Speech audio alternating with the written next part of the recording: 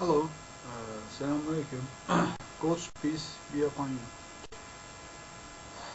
Some of the swears and dirty words and criticisms from Westerns particularly forced me to prepare this video, What is Islam, Part 2.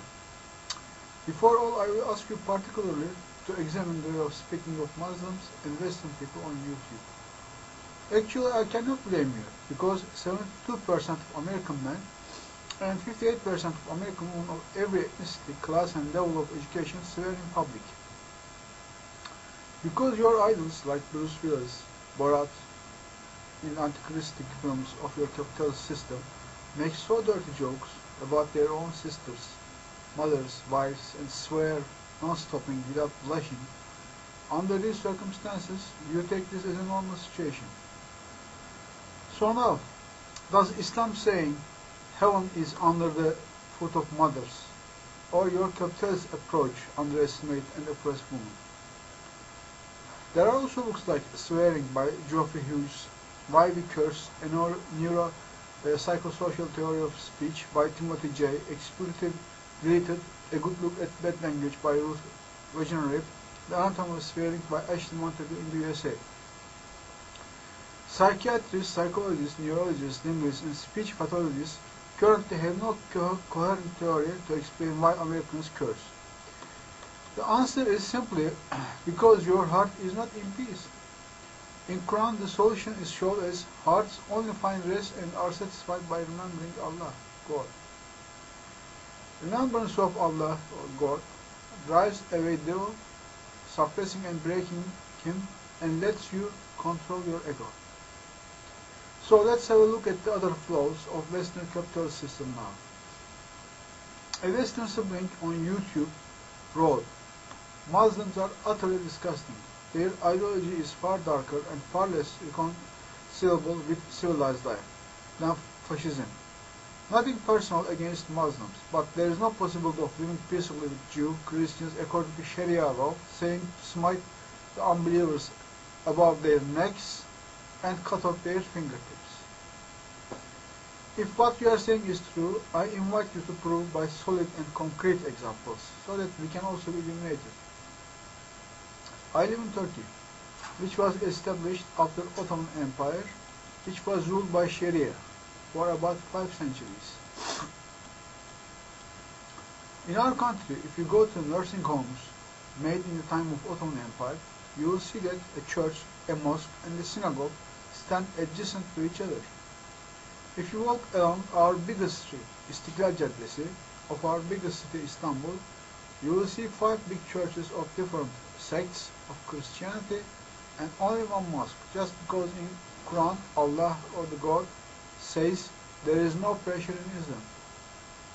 Whereas in some European countries, they are still discussing if mosques should be made in their cities, like Athens, Rome.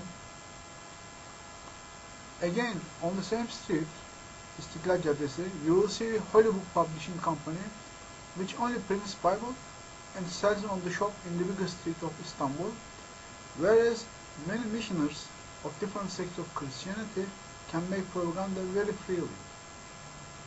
For this reason, UNESCO has named 2007 International Year of Rumi, Islamic Sufi mystic who is the #1 best-selling poet of the United States, who has outsold Shakespeare and whose verses read by celebrities like Deepak Chopra, Madonna, Goldie Hawn, and Demi Moore. According to Time magazine, Rumi is mystic of the century, and according to the New York Times, Rumi is the most influential poet in America since the 1960s. Same sibling continues. It seems we in the West don't know the difference between right and wrong anymore, or good and bad. We are sick of democracy, I think. That's what postmodernism has done to us. We live in anarchy, and someone has got to straighten it up. And somebody will. Although it will not be the Christians this time, because we are just a bunch of beggars. Yes, we are proud of your Western civilization, but an estimated 500,000 to 700,000 homeless people of the United States consider themselves lucky if they have a warm place to stay and 3 meals a day. 2. For example, according to a study from the United Nations, children growing up in the United Kingdom suffer greater deprivation, worse relationships with their parents, and are exposed to more risks from alcohol, drugs, and unsafe sex than those in any other country in the world. A survey by release of 520 attenders at clubs and dance events in London suggested that 97% of dancegoers had tried an illegal drug at some time. 3.